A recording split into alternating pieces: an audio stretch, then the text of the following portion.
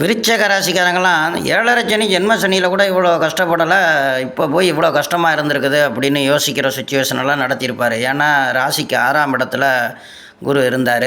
2ஆம் வீட்டை பார்த்தாருன்னு நினச்சிக்கிட்டு இருப்பாங்க. பார்த்தீங்கன்னாக்கா 2ஆம் வீட்டை பார்க்கும்பொழுது பல கஷ்டங்களை கொடுத்துருப்பாரு. அதாவது வீட்டுக்குள்ளே வருமானத்தை காசை கொண்டு வராத அளவுக்கு பண்ணியிருப்பார். நல்லபடியாக தொழிலை பண்ண வச்சு சிரமத்தை கொடுக்கறத நிறைய பண்ணியிருப்பார். அதனாலேயே கஷ்டப்பட்டுருப்பீங்க.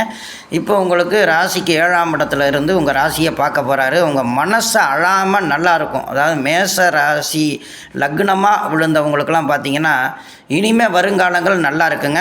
2024 6ஆவது மாதத்துக்கு பிறகு ரொம்ப அற்புதமாக நடக்க போது. உங்கள் ராசியை குரு பார்க்க போகிறாரு. அதுவும் 7ஆம் இடத்துலேருந்து பார்ப்பார். மனைவி ஸ்தானம் நல்லாயிருக்கும், உடல்நிலையெல்லாம் நல்லாயிருக்கும், நிறையா வருமானங்கள் கிடைக்கும், திடீர் அதிர்ஷ்டங்கள்லாம் கிடைக்கும். நல்ல ஒரு பொற்காலமாக இது உங்களுக்கு அமைய போதுங்க.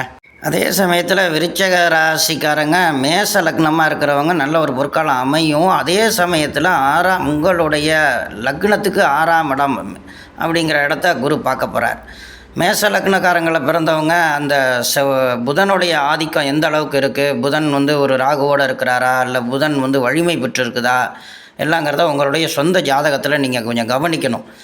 ஏன்னா உங்களுடைய லக்னத்துக்கு ராசிக்கும் புதன் ஒரு எதிர்த்தன்மையான ஒரு விஷயங்களை பண்ணுவார். அதனால் நீங்கள் சில விஷயங்கள் அவசரப்பட்டு ஒவ்வொரு விஷயங்களையும் இறங்கிடக்கூடாது. ஒரு ஆள்கிட்ட ஒரு கவனக்குறைவாக பேசிடக்கூடாது, வார்த்தைகளை கொஞ்சம் அதிகமாக விட்டுறக்கூடாது. இப்படியெல்லாம் கொஞ்சம் கவனப்படுத்தி ரன் பண்ணுங்கள்.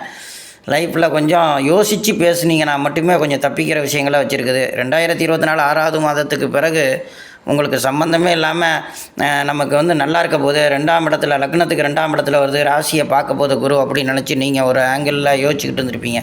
ஆனால் அது 6ஆம் வீட்டு பார்ப்பார், உங்கள் லக்னத்துக்கு 6ஆம் வீட்டை பார்ப்பார். அந்த செவ்வாய் எப்படி போயிட்டுருக்கு, ராகுவோட லாக்கில் இருக்கா, சனியோட எப்போ சேருங்கிறத கவனிங்க. அதோட தொந்தரவு கொடுக்கும். கெட்ட கிரகங்களோட சேரக்கூடாது. அமாவாசை சந்திரனோட சேரும் பொழுது சின்ன சின்ன தவறுகளை பண்ணிவிடுவீங்க.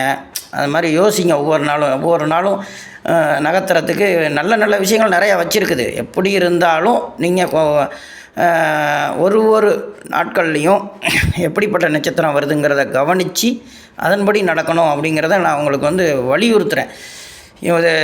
ஒரு அட்வான்ஸாக சில கஷ்டங்களையும் தெரிஞ்சு வச்சுக்கணுங்கிறதுக்காக தான் இவ்வளவும் சொல்கிறேனே தவிர ஒரு பயமுறுத்தணும் அப்படி இப்படின்லாம் சொல்லலை. நல்லா இருக்குன்னு சொல்லிடுவாங்க. திடீர்னு சம்மந்தம் இல்லாமல் கோடிக்கணக்கில் ஏதாவது முதலீடை கொண்டு போட்டுவிட்டது லாக் ஆகிக்காதீங்க. அவசரப்படாமல் யோசித்து பண்ணுங்கள் எல்லா விஷயங்களையும். மற்றபடி இது 2ஆம் இடத்துல இருக்கிறனால குடும்ப ரீதியாக உள்ள விஷயங்கள்லாம் நல்ல ஒரு பொற்காலமாக தான் அமைக்கும். ஒன்றும் கவலைப்பட வேண்டாங்க.